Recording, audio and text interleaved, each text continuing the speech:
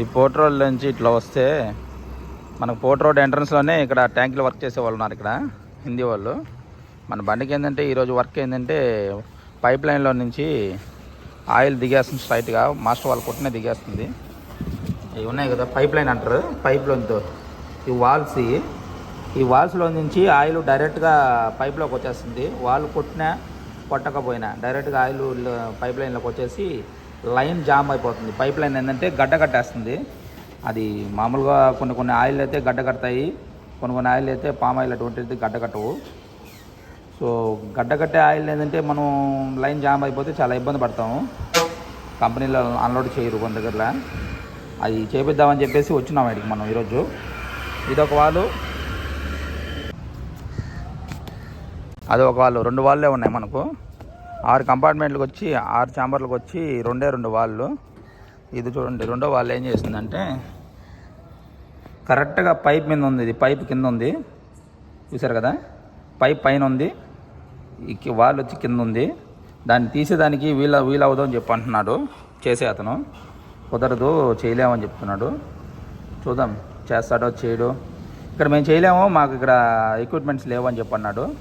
Equipments ఈ దగ్గర లేకపోతే ఇంకా బయట ఎక్కడైనా చేయించాలా, అంటే కట్టించిన వాడి దగ్గర చేయించాలా, లేకుంటే ఇంకా వేరే దగ్గర ఎక్కడైనా చేయించాలా. వీళ్ళేం చేయను అంటున్నారు.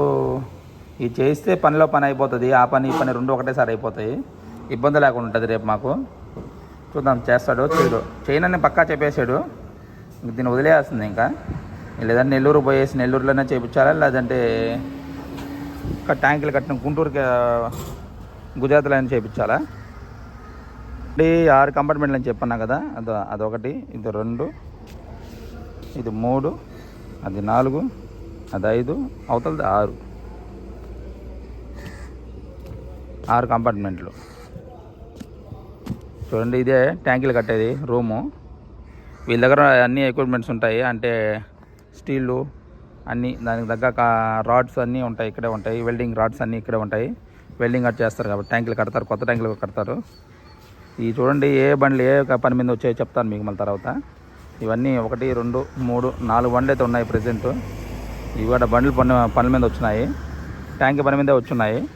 అవి ఏం పనులు ఉన్నాయో నేను చూసి మళ్ళీ చెప్తాను, అడిగి కనుక్కొని చెప్తాను. నిచ్చినేసుకుంటున్నారు, నిచ్చినేసుకుని దిగాల కిందకి. ఇతను ఓనరు, ఫోన్ మాట్లాడే అతను ఓనరు. ఆయన ఇతను వచ్చి వర్క్ చేసే అతను. ఇద్దరే ఉంటారు, ఇంకో మనిషిగా ఉన్నట్టుకున్నాడు ఇక్కడ. ప్రజెంట్ అయితే వీళ్ళిద్దరే ఉన్నారు. ఇట్లా కిందకి దిగాలి, లోపలికి దిగాల. దాని నుంచి తను వెళ్తున్నారు. నొక్కాలి అతన్ని. దాన్ని నొక్కిన తర్వాత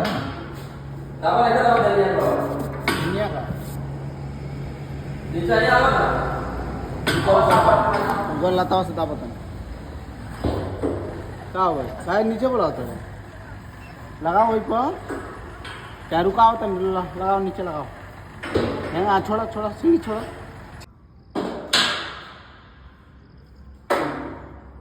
చేతిలో ఉన్నాయి ప్యాకింగ్ పోయింది. ఇది లబ్బర్, ఇది కొత్త లబ్బర్ వేస్తున్నాడు, బ్లాక్ లబ్బరు. చూడండి వేస్తాడు. ఇది పోయింది, ఇది వేసి కొత్తది వేస్తున్నాడు. బ్లాక్ లబ్బర్ వేస్తున్నాడు, బ్లాక్ లబ్బరు. అది వాషర్ అన్నమాట, బ్లాక్ వాషర్. అది మామూలుగా అయితే కంపెనీ వాడు ఇచ్చేది మనకు ట్యాంకులు తయారు చేసిన వాడు ఏంటంటే ఇది ఇచ్చాడు, వైట్ది. ఇది బాగా మెత్తబడిపోయింది. అది కాకుండా క్వాలిటీ తక్కువ, ఇది అది క్వాలిటీ ఉన్నది. ఇది బ్లాక్ది. అది కాకుండా గట్టిగా స్టామినా గట్టిగా ఉంటుంది. ఇది దాన్ని వేస్తుంటే ఇప్పుడు కొత్తది. దాన్ని వేసి దాంట్లో కూర్చోబెట్టాలి సిట్టింగ్.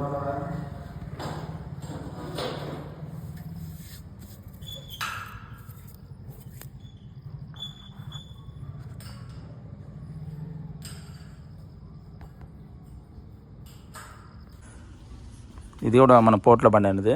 ఇది ఇన్సులేషన్ కట్టేదానికి వచ్చింది. ఇన్సులేషన్ అంటే ఏం లేదు, ఇది ఒక ట్యాంక్ ఉంది కదా, ఇది ఒక ట్యాంకు. సౌండ్ చూడండి, ఇది ఒక ట్యాంకు, లోపల ట్యాంకు. దీనిపైన కవరింగ్ వస్తుంది. అంటే మన ప్రీవియస్ వీడియోలో, పాత వీడియోలు చూస్తే మన బండి ట్యాంక్ ఎట్లా కట్టించామనేది తెలుస్తుంది.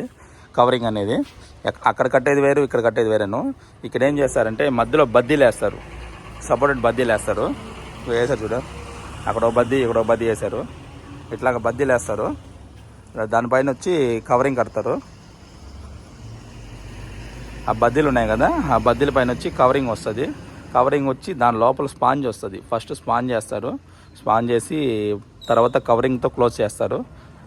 తర్వాత వెల్డింగ్లు పడతారు. వెల్డింగ్లు పడితే ఇప్పుడు లోపల ఉన్న ఆయిల్ హీట్ ఉన్న ఆయిల్ కానీ, ఒకవేళ చల్లగా ఉన్న ఆయిల్ అయినా సరే కూడా, చల్లగా ఉన్న ఆయిల్ గడ్డ కట్టుకుంటా, హీట్గా ఉన్న ఆయిల్ ఏంటంటే గడ్డ కట్టుకుంటుంటా.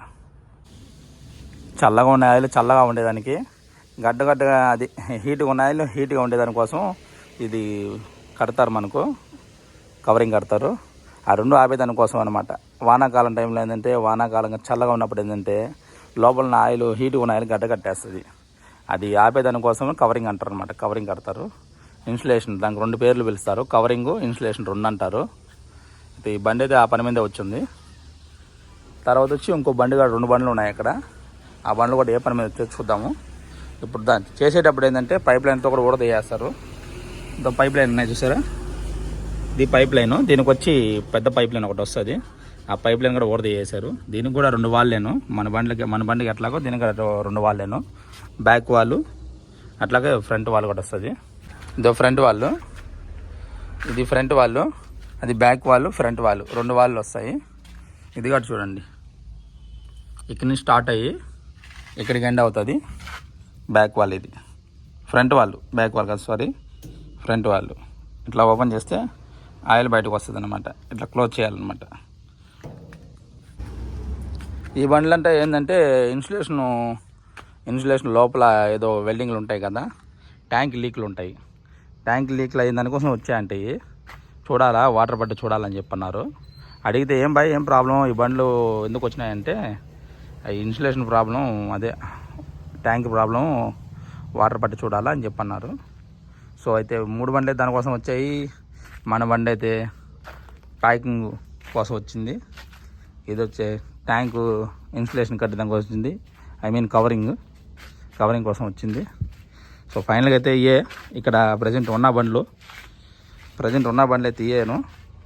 ఈ వర్క్ చేసే వాళ్ళు ఏంటంటే ట్యాంకులు, కొత్త ట్యాంకులు కడతారు. ఈ ట్యాంకులు ఉన్నాయి కదా, కొత్త ట్యాంకులు కూడా కడతారు. కొత్త ట్యాంకులు, పాత ట్యాంకులు రిపేర్లు కూడా చేస్తారనమాట.